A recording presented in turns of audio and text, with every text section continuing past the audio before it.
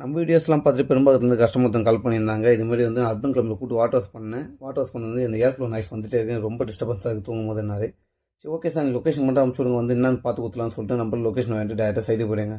சைட்டில் போய்ட்டு AC on பண்ணி செக் பண்ணி பார்த்தா ஏர் ஃப்ளோ அதே மாதிரி தான் வந்துருந்தது. பேனல் ரிமூவ் பண்ணிட்டு காயிலெலாம் பார்த்தா ஃப்ரண்ட்டில் பக்காவாக இருந்தது. பேக் காயில் ஃபுல் டஸ்ட்டாக இருந்தது.